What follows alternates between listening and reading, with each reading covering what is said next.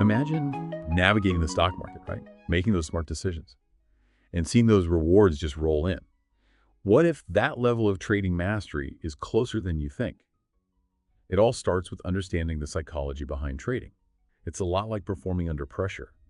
Think about those elite athletes or even musicians. It's not just about the skills, it's about mindset, that discipline to execute flawlessly when the stakes are high. And we're going to be exploring this fascinating world through the insights of Dr. David Paul. Not only does he have degrees in engineering, metallurgy, and mathematics, he's also been successfully trading for 42 years. Talking about experience. So by the end of this, you'll understand just how crucial managing risk is. You'll be able to spot those euphoria traps a mile away. And you'll have this practical framework for building the kind of discipline that leads to those consistent wins in the market.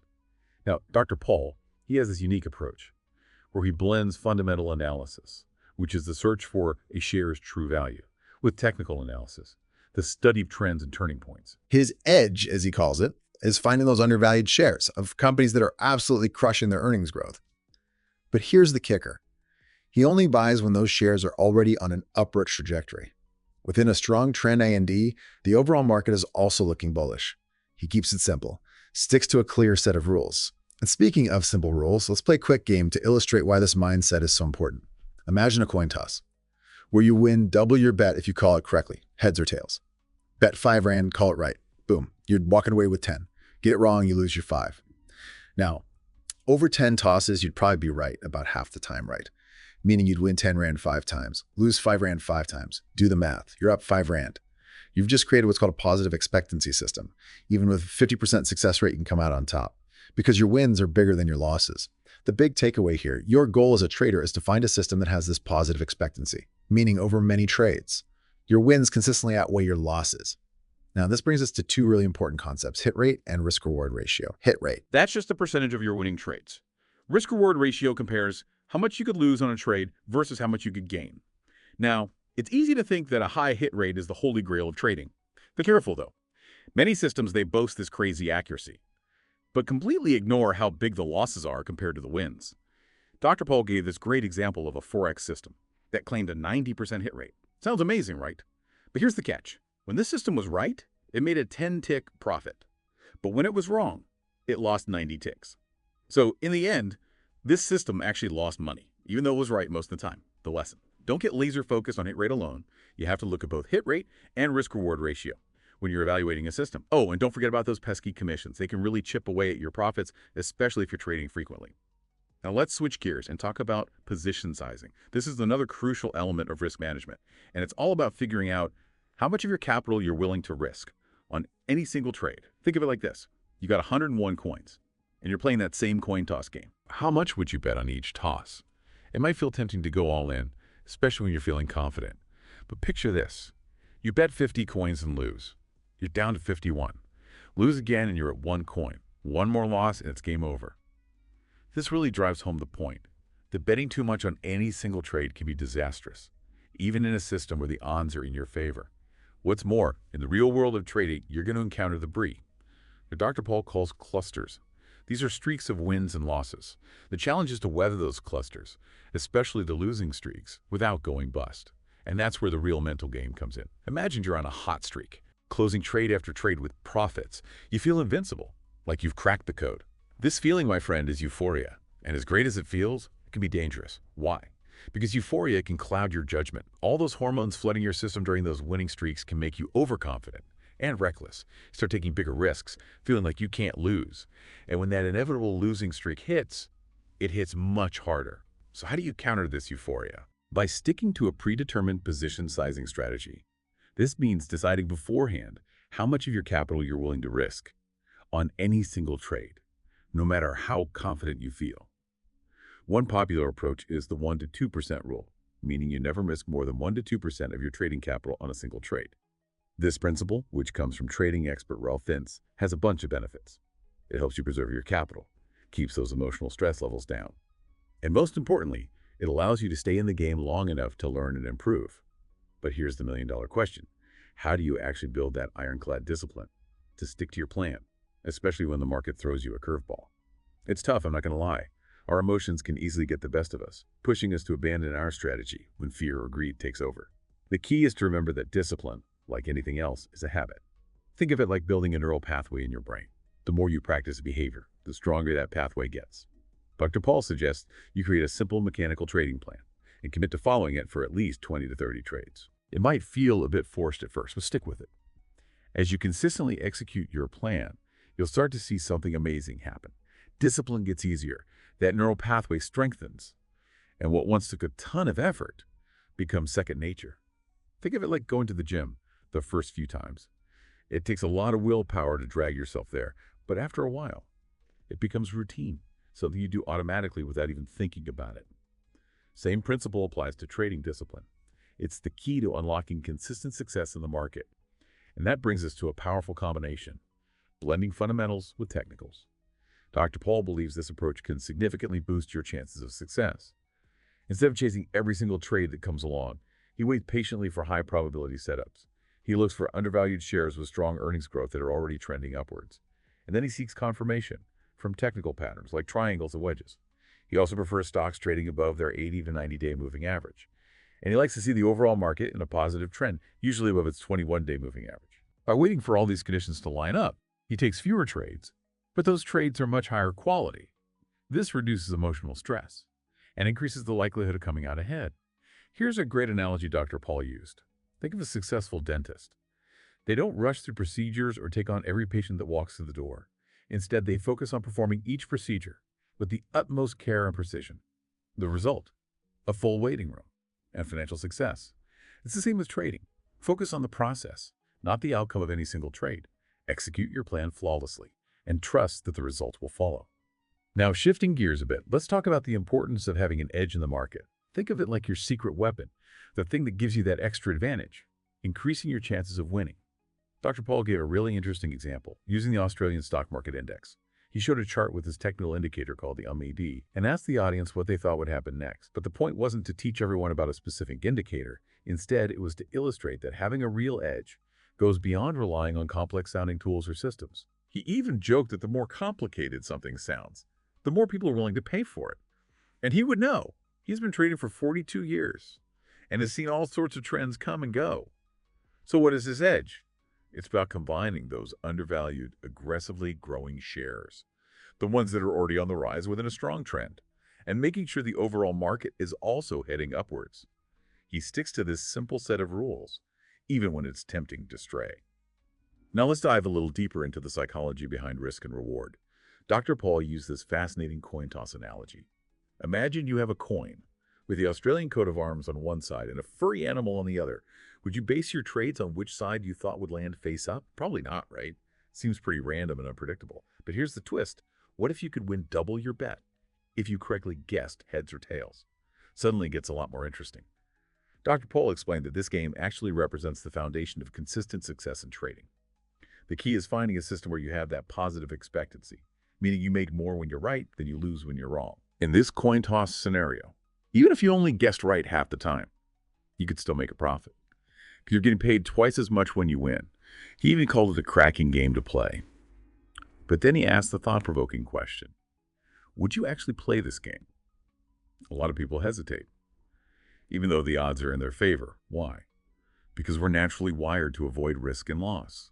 We fear being wrong and losing money, often more than we fear other things. This is such a key insight into trading psychology. Our emotions can actually prevent us from taking calculated risks, even when there's a big potential reward. Dr. Paul highlighted this common trap many traders fall into, fixating on the hit rate. Remember, hit rate is simply the percentage of your winning trades. It's tempting to focus on being right as often as possible.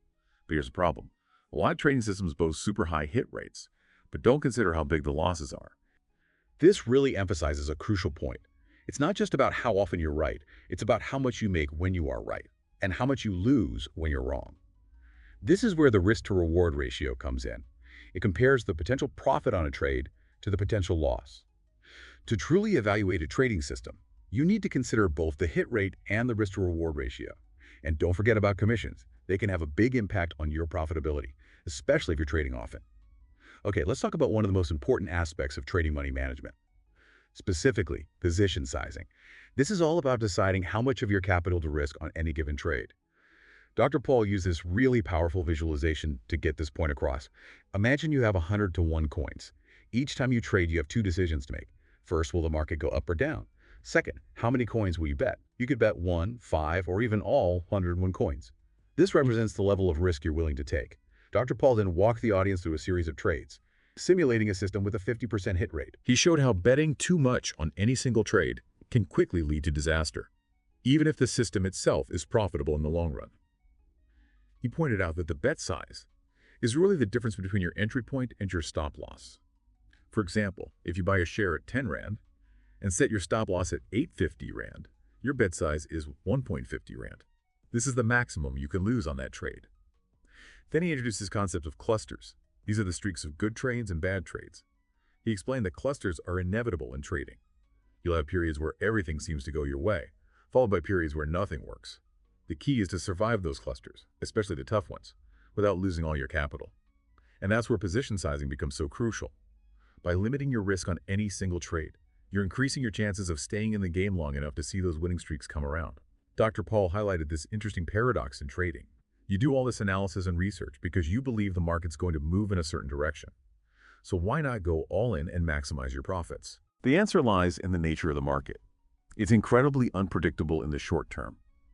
Even if you're right about the long-term direction, you can still experience a string of losing trades in the short term. And if you've bet too much, those losses can wipe you out.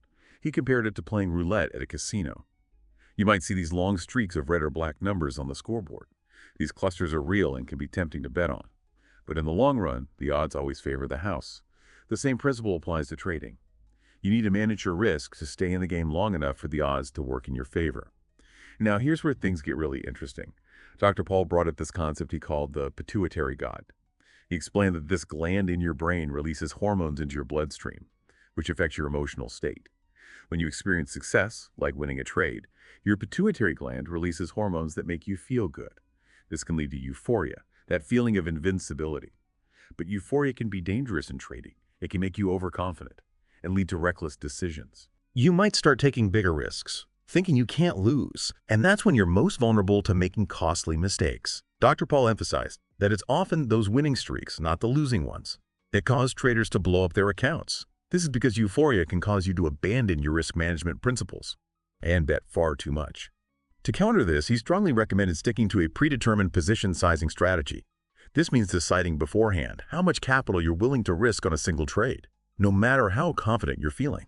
One popular approach, as we mentioned earlier, is the 1 to 2% rule. This means you never risk more than 1 to 2% of your trading capital on any given trade. Helps you preserve your capital, reduce emotional stress, and most importantly, stay in the game long enough to learn and improve your skills. Remember, trading is a marathon, not a sprint. Now let's shift gears again and talk about building trading discipline.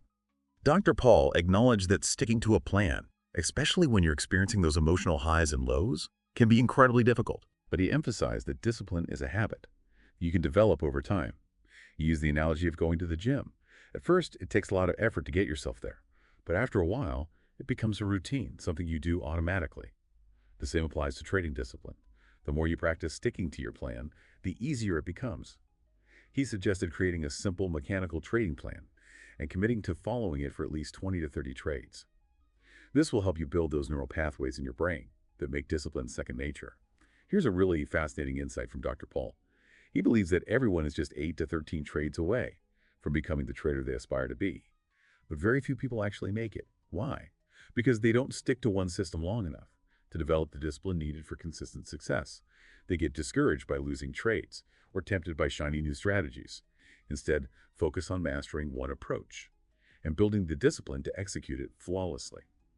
Now, let's explore how to combine fundamental analysis with technical analysis to create a winning edge. Dr. Paul stressed the importance of waiting for those high-probability setups rather than trading all the time. He shared his own approach, which involves looking for undervalued shares with strong earnings growth, positive price trends, and confirmation from those technical patterns we talked about earlier, triangles and wedges. He specifically mentioned shares trading above their 80 to 90-day moving average. He also prefers to trade when the overall market is positive, usually above its 21-day moving average. By waiting for these conditions to align, he reduces his risk and increases his chances of success. He contrasted this with the approach of someone like Alan Gray, a well-known value investor. While deep value investing can be successful for large institutions, Dr. Paul believes it's not the best approach for most individual traders. He argued that waiting for those extreme market dislocations can be emotionally draining and might not provide enough trading opportunities.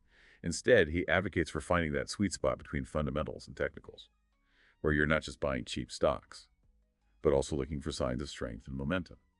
He then reiterated the key elements of his approach. Find those great fundamentals. Look for a clear upward trend.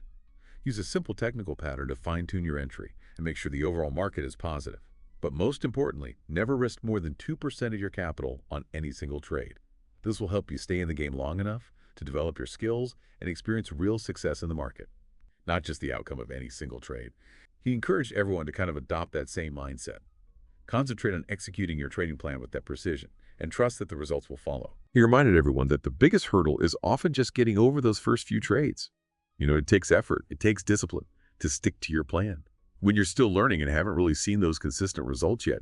But if you can push through those initial challenges, commit to executing your plan for at least, say, 8 to 13 trades, something amazing happens. You build those neural pathways that make discipline almost automatic.